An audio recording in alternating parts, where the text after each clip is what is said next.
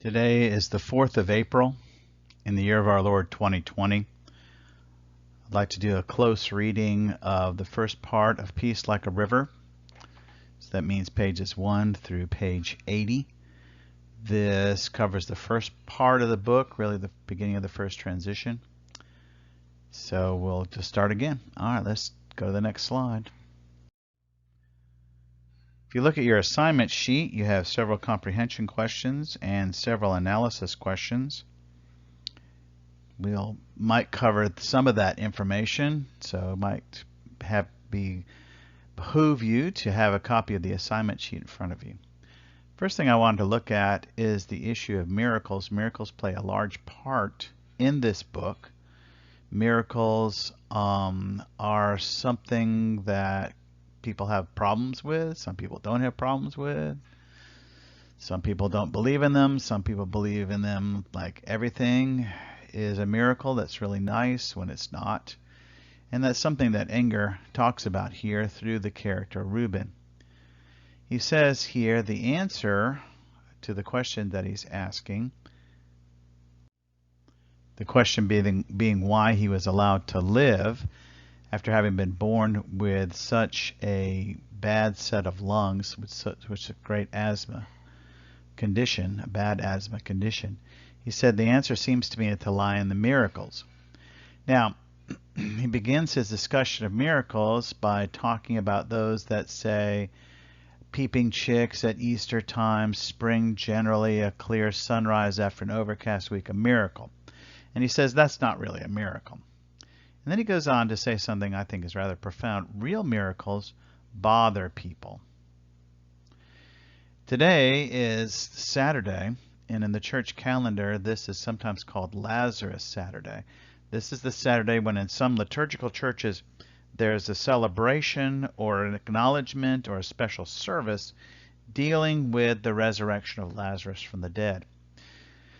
In our family devotions this evening, we read that section, and it dawned on me. Jesus tells Martha to open the tomb, and Martha says, Lord, he's been dead for 4 days. There's going to be a stink. It's not going to be very pleasant. And Jesus says to her, didn't I tell you that if you believe, you would see the glory of God? I used to think of that as, well, the glory of God, that Jesus doing this miracle was dependent upon the faith of Martha and the faith of Mary. But that's not what he's saying here. What he's really saying is that if you have faith, if you do not give in to the sin of unbelief, then what he was about to do, which he was going to do anyway, would be seen by you as for the glory of God. God's glory would be revealed in this. If you have unbelief, you would not see the glory of God. And that's evidenced by the fact that at the end of the section on Lazarus' resurrection, his resuscitation, that some of the Jews believed and some of the Jews went and snitched on Jesus to the Pharisees. So it really is a matter of whether we believe, whether we have unbelief in our heart, or whether we have faith in our heart, that we see the truth of these things. So Enger says, real miracles bother people, like strange sudden pains unknown in medical literature. It's true. They rebut every rule that we good citizens take comfort. Lazarus obeying orders, climbing up out of the grave. Now there's a miracle, and you can bet it upset a lot of folks who were standing around at the time. When a person dies, the earth is generally unwilling to cough him up back up. A miracle contradicts the will of earth. My sister Swede, who often sees the dub, offered this. People fear miracles because they fear being changed, though ignoring them will change you also. Swede said another thing too, and it rang in me like a bell. No miracle happens without a witness, someone to declare, here's what I saw, here's how it went, make of it what you will. So a miracle is a problem for people because it requires me to change. And I don't like to change. I like things just the way they are. And I don't want to have to change who I am. I like things to be predictable. I like things to go the way I want them to go. And miracles throw a wrench in my best laid plans. So I either reject them, ignore them, or believe them. And so these are the things, and doing all that will change me also. So miracles is something that you can't ignore. They have to be dealt with, and just ignoring them will change me too. And that's the way miracles are. And then he says that a miracle requires someone to see it, a witness. And that's what Reuben sees himself as. He says on page 4, I believe I was preserved through those 12 airless minutes in order to be a witness. And as a witness, let me say that a miracle is no cute thing, but more like the swing of a sword. Yes, when God does a true miracle, not peeping chicks at Easter time, a sweet sunrise, or something like that, it is the swing of a sword. And that's, if you read the Gospels and understand that Jesus did all these miracles, which we would consider great and marvelous things. If we were there, we wouldn't have objected. We would have thought it would have been great. The Pharisees hated it. People hated it. They were going to throw him off of a cliff at one point. This, it is a swing of a sword. So, I believe Dad would say what he said to Sweet and me on the worst night of our lives. We and the world, my children, will always be at war. Retreat is impossible. Arm yourselves. So that's what we're called to do as Christians. We and the world will always be at war. Retreat is impossible. Arm yourselves. And a miracle is a swing of a sword. God begins the battle. Our job is to merely follow through. And it is a battle, and that's where we are. All right, so let's go to the next section here. Well, before I do that, let me begin to see. I have two questions here. Whether Jeremiah Land purposely performed the miracles of walking on air. That is a miracle that occurs earlier than this. That he basically was praying for Reuben, and he was praying walking on the back of a flatbed truck, and he walked right off the end of it and didn't fall. And he walked right back on air back to the truck without ever stopping. And Reuben saw it, and he was a witness to that. The question, though, is, does Jeremiah Land purposefully to perform these miracles? Does he have any control over them? What's his role in the miracles? That's a good question. All right, let's go on to the next thing. All right. So on page 20, here we have the incident after, let me see. Oh, yes. Israel Finch and the Basket Boy have assaulted Dolly, Davy's girlfriend, and Jeremiah Land, the father, breaks it up by hitting them with the handle of a mop over and over again, and they threaten him. They have taken their front door and covered it with tar.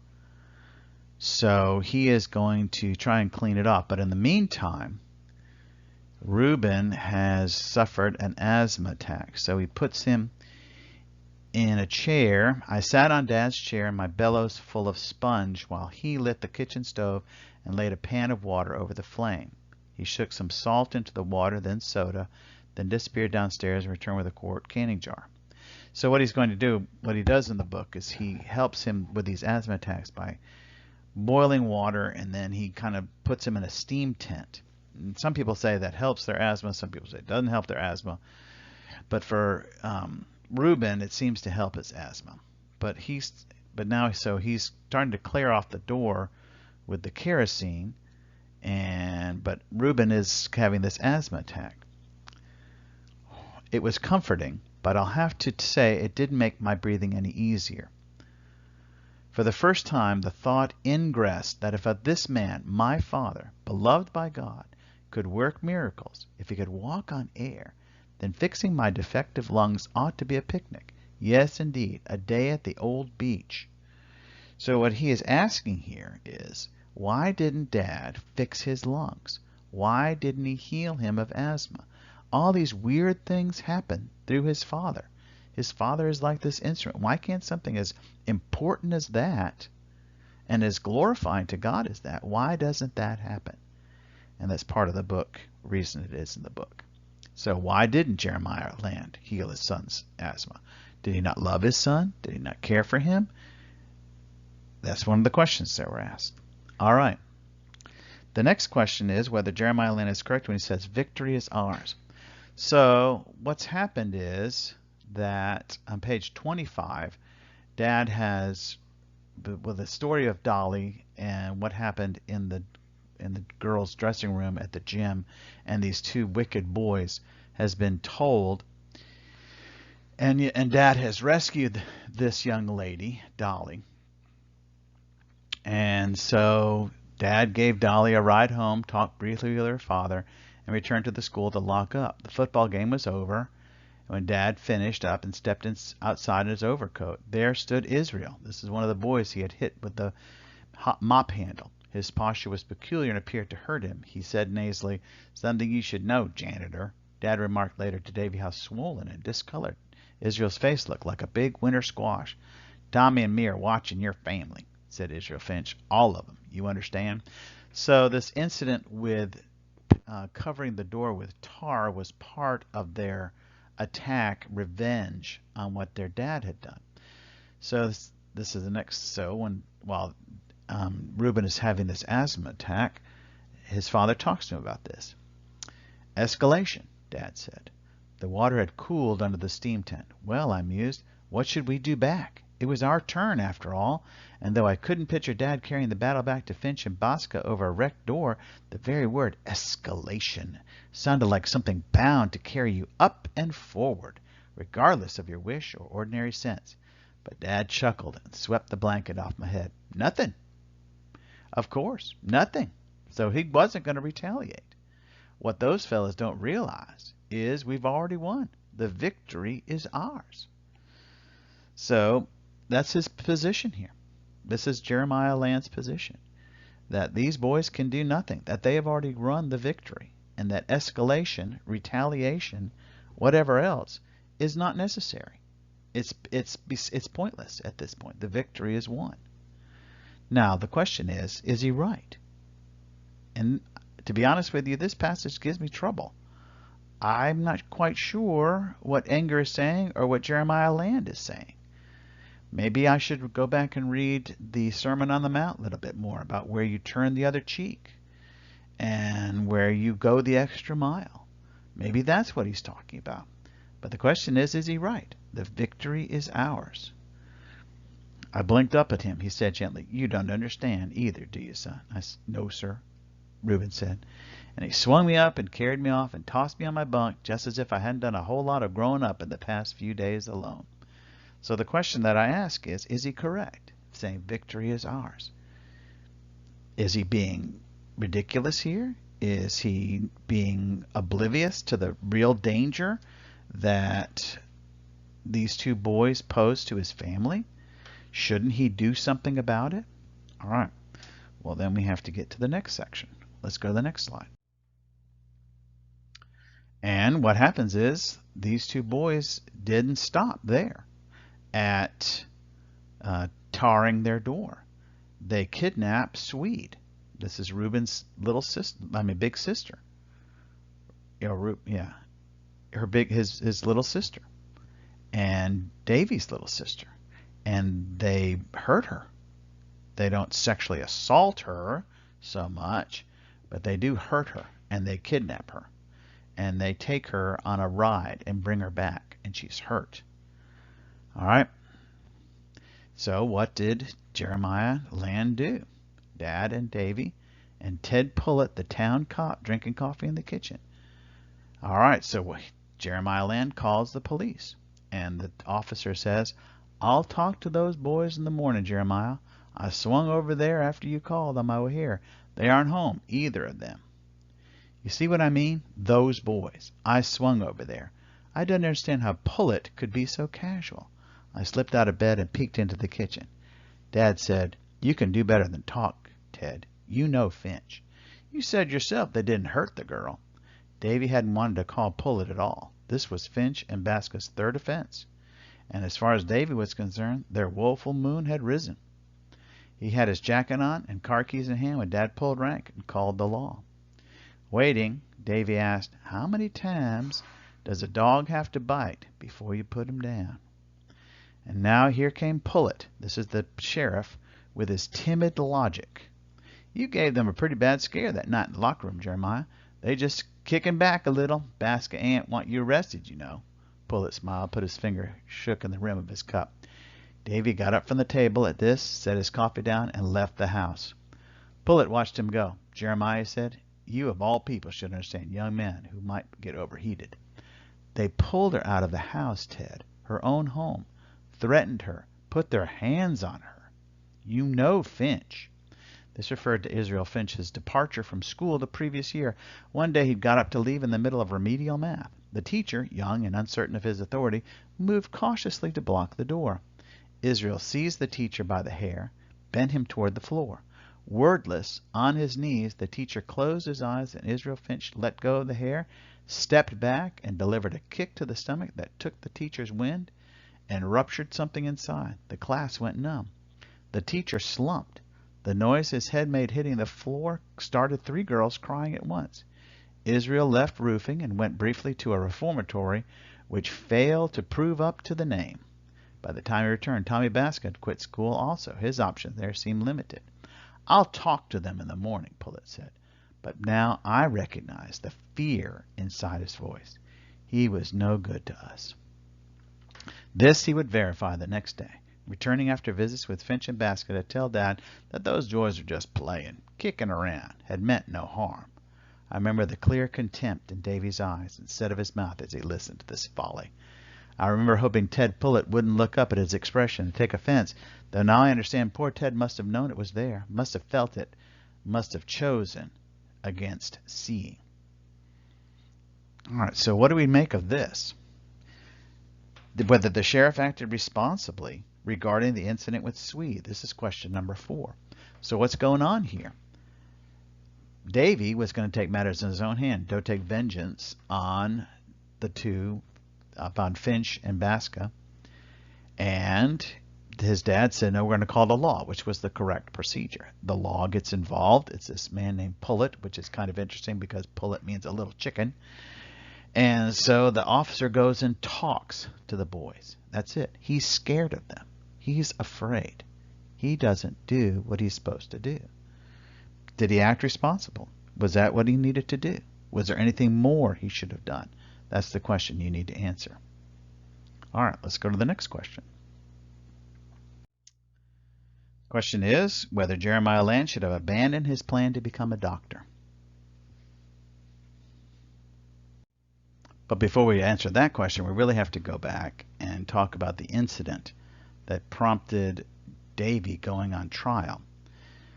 Davy had taken his matters into his own hand. When he saw the ineffectuality of the police, he went in and took matters into his own hand. Now we learn later on in the story, during the trial, that Davy had gone over to the Finch's house and had smashed all the windows and the taillights and headlights of Israel Finch's car as retribution. And so what happened was he went back home, got home, and he went to bed. In the middle of the night, all of a sudden, there's a noise, and the back door opens, and they hear them coming up the stairs. The steps came forward, it says. They stopped at my door. I felt more than heard someone's hand upon the knob. So someone's broken into the house and decided to come upstairs. They know where Davy sleeps, and they're gonna do something. Then Davy spoke from beside me. Switch on the light. His voice so soft he might have been talking in his sleep, but he wasn't. He was talking to whoever stood incorporeal in the doorway. Switch it on, he commanded. And the next thing, we were all of us bright soaked and blinking, me beneath my quilt, and Israel Finch standing in the door with a baseball bat in one hand and the other still on the switch, and poor stupid Tommy all squint behind his shoulder. Davy was sitting up in bed, in his t-shirt, hair askew. Somehow he was holding the little Winchester he'd carried on the timber that afternoon, and holding it comfortably, elbow at rest on his knees, his cheek against the stock, as if to plink tin cans off the fence post. It's fair to say that Israel had no chance. I'm not saying he deserved one. He stood in the door with his pathetic club like primal man squinting at extinction. How confused he looked, how pink-eyed and sweaty. Then he lifted the bat, the knothead, and Davy fired. And Israel went backward into Tommy Basca, and Davy levered up a second round and fired again. Did you ever hear? And then he says, all right, so what happened was, did you ever hear a rifle shot inside a house, inside a plastered room? You may imagine how the place came alive, even while the opposite was happening for Israel Finch. He had no last murmur that I could detect. The round made a bright red raindrop above and between his two eyebrows, so that Swede much later would write that his corpse lay painted like a Brahmin maid. He was on his back in the hallway with that dot in his forehead and no exit wound behind. A good argument, Dr. Noakes would bluntly note, for small calibers. Then Swede came flying from her room. She saw beside Finch Tommy Basca on his stomach with hands quiver toward the door, and Davy stepping up behind him. And she saw me, I suppose, me watching the end of all our lives as we had lived them heretofore.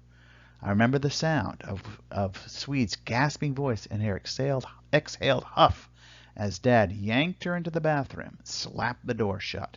I looked at Tommy Basca, who was shot too, though not cleanly as was Finch. Tommy clawed the floor, bawling incomprehensibly, and his eyes rolled, and there was genuine terror inside his voice, and I knew with certainty he was seeing all the devils that waiting for him, whetting their long knives, that he could hear their gabbling shrieks, that the smell of sulphur, so quick in the room, issued from some dim mouth-like chamber, panting after his soul. Standing above him, Davy levered up a third cartridge. I ought to have looked away, but couldn't. He lowered the barrel to the base of Tommy Basca's skull. For an instant my brother seemed very small, like a stranger seen at a clear distance. He showed no tremor. He fired. Tommy relaxed. The house went quiet except for Swede sobbing behind the bathroom door. The sulphur smell hung a moment, then faded. Davy straightened, not looking at me or at Dad, who emerged with arms stretched, scratched red from restraining Swede. Davy wiped his face and said, well, and stepped over Tommy and out the door. When did he... Okay, so that's what happened here. Davy takes vengeance on Israel Finch and Tommy Basca. Those who are writing declamation need to answer whether he was justified, whether he should have shot them both. All right, that's the question. It's a pretty dramatic moment in the book. Let's go to the next slide. All right, so this is the story now that gets to the place of whether Jeremiah should abandon his plan to become a doctor. He's going to school to become a doctor. He's married. Davy is their firstborn son, and he is working on the school, earning money so that he can pay for his tuition and other things. And there's a tornado, and he's working in a building. And basically the tornado takes the building apart. And the school officials come to his mother and say, Mrs. Land, your husband, the building's gone. We assume your husband's dead. And she's all upset and everything like that. And all of a sudden she gets a call. She said, a woman asked for Mrs. Jeremiah Land. Speaking, said my mother. Did your car survive the storm, Mrs. Land? The woman asked. Mother said sharply, what are you talking about? It was kind of an odd question. Be patient with her now. Think of her long night. Mrs. Land, I'm Marion Evans. Our farm is 4 miles north of town. I got a man here drinking coffee on my porch. He says you're your husband. Well, okay, so what had happened was that the tornado had basically picked him up and carried him way over the town. Dad, he himself would say, was baptized by that tornado into a life of new ambitions, interpreted by many, including my mother, as a life of no ambition. Finishing out that semester, he moved his family off campus, found work as a plumber's assistant. This was the anticlimactic denouement of his whispered tornado story.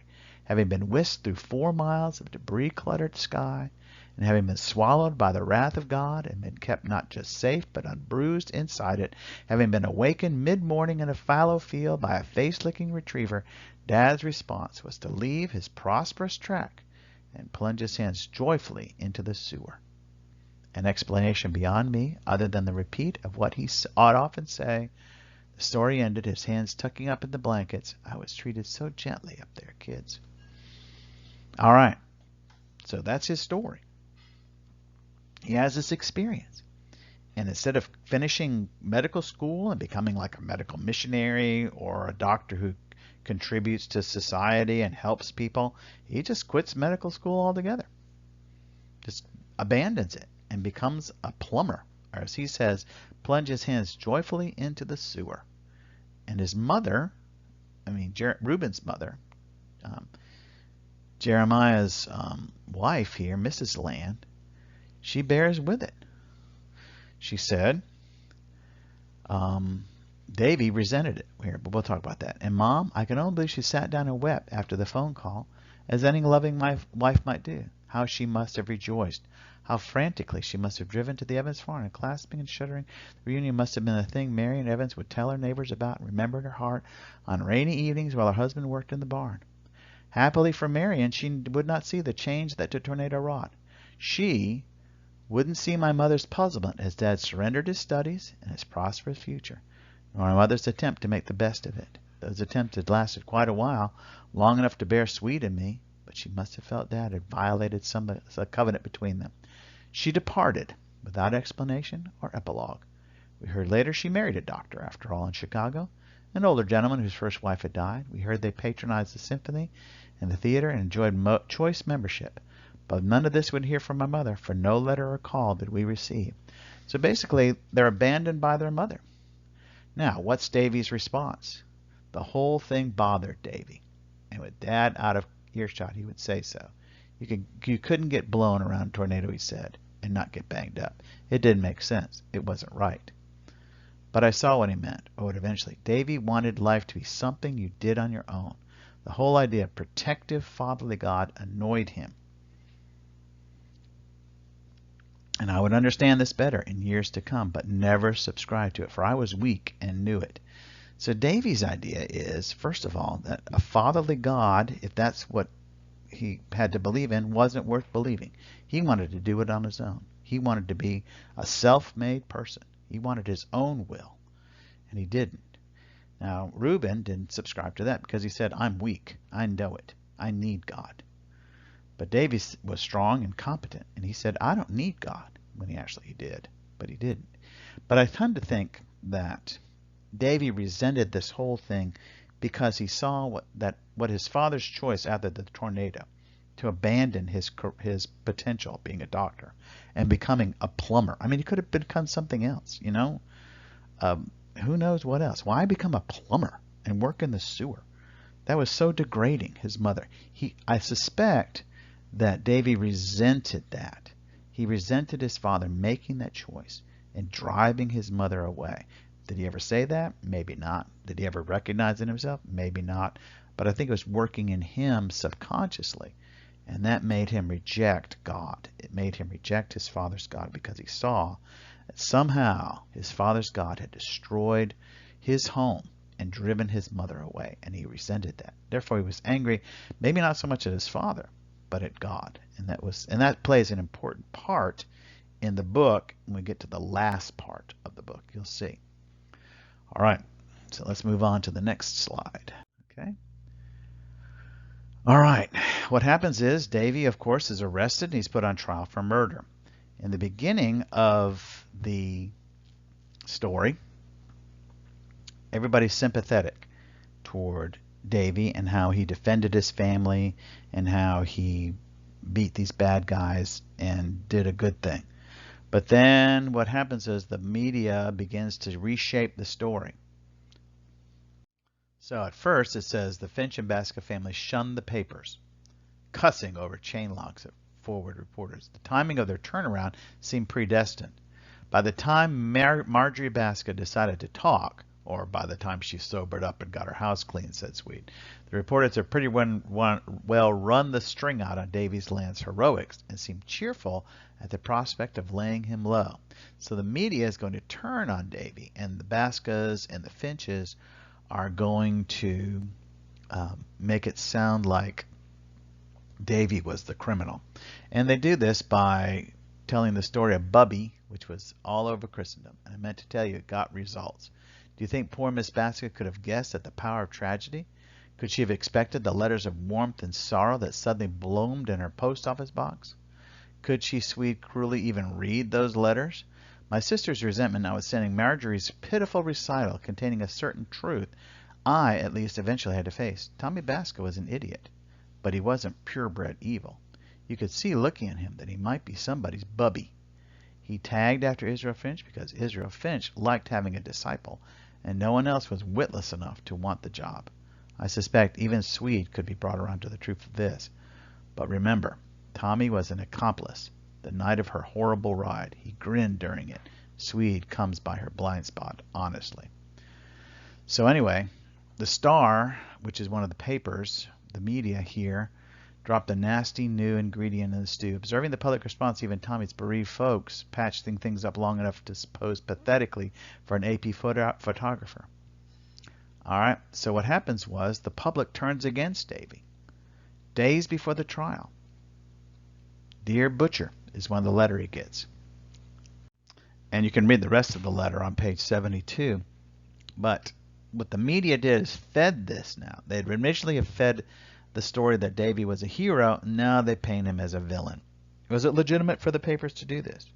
Is this what media should do? I mean, it sells papers. Isn't that what they're supposed to do? Why is that what media should do? Should we expect anything less? Should we expect anything more? What's the point of what are the news supposed to do? I know since President Trump has been elected, the idea of fake news has become a big issue. But the question is not whether this is fake or whether that. The real question should be, what is the goal? What is the purpose of the media? What do they do? What should we expect them to do? And what's our responsibility? All right, so that's that next question. Now we get to the last question that we talk about, which is Mr. Holgren. If you remember Mr. Holgren, let's see, Reuben calls him Chester the Fester, or Fester Chester. His name is Chester, and his face is all covered by red, swollen, oozing sores. He has a terrible skin condition. And Mr. Holgren had been horrible, treated his father horribly, and it was just terrible. And at one point, he fires Dad in front of the whole school and humiliates him. And at one point, right after he fired him, Reuben's father, Jeremiah Land, just reaches up and touches Mr. Holgren's face, and all of a sudden, his face changed. Listen, there are certain things easier than witnessing a miracle of God. For this part, Mr. Holgren didn't know what to make of it. He looked horrified. The new piece in his hide didn't sink deep. He covered his face from view and slunk from the cafeteria. It said earlier that the face, always a rolling boil, had changed. I saw instead skin of a healthy tan, a pale blush spread over cheekbones that suddenly held definition. Above his eyes, and the shine of the constant seepage had vanished, and light lay at rest upon his brow. And he says it wasn't easy watching this. And so this is after he fired his father, and he ran out of the cafeteria. What business, Reuben said, in healing that man?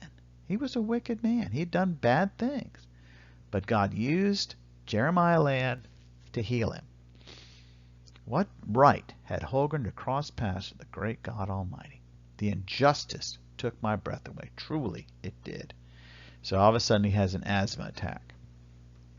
So when Dad came home, having boxed up the contents of his single drawer in the boiler room, I wouldn't go with him. I stayed on Miss Beulah's couch. Dad lifted a corner of the canvas and peeked under. Looks like I'm getting a little vacation, he said. I nodded. I'm sorry you saw that. His getting fired, he meant, not the other thing. How about we go home? But I shook my head. I just couldn't go with him. Nor could I tell him it wasn't his public mistreatment that stole my breath and blocked my tongue. It was something too mean to explain. It was the fact that Chester the Fester, the worst man I'd ever seen, even worse in his way than Israel Finch, got a whole new face to look out of and didn't even know to be grateful, while I, my father's son, had to be still and resolute and breathe steam to stay alive. So Reuben resents this. He resents the fact that he continues to suffer when his father apparently is healing people that don't deserve it. Now, what should this remind you of? What should you be thinking of at this? Well, what you might think about is grace, that when we were enemies, God saved us. We were his enemies. We weren't just neutrals. We were enemies. Yet God sent his son to save us, to die for us. That's quite a gift. Kind of gift that Chester the Fester got. And the other question, and the other thing you should be thinking about is the parable that Jesus tells about the workers in the vineyard. You know, a man goes out, he hires a bunch of people, and they all agree on a price. And they work all day, and then he goes out at 10 o'clock, he goes out at noon, he goes out at 2 o'clock, he goes out at 4 in the afternoon, and he hires people. And then he tells the guy to pay the people that came in last, the people that showed up for only about an hour's or a couple hours worth of work in the cool of the evening. And he pays them the same as what he agreed to pay the other man who worked the whole day. And they complain, as most people would. But that's the nature of God's grace. And that's what we see in this. Chester the Fester, who was a wicked person, gets a blessing. Did he deserve it? No. Did I deserve God's blessing? No. But that's how it works. And that is a problem. And that's why miracles can be so disturbing. And don't be mistaken. Anytime a person is redeemed, is regenerated, is born again, it's a miracle. That is an act of God. And so those can be disturbing. Why did that person get saved? And my family member who I love dearly refuses to come to Christ and is in bad shape. And that's the problem. That's the thing. That's the nature of God's grace. We can't explain it. It's kind of like a miracle. But it can be disturbing. It's not always sweet and nice. All right. Hope you enjoyed that. And please read your assignment sheet. And we'll talk again. Thank you.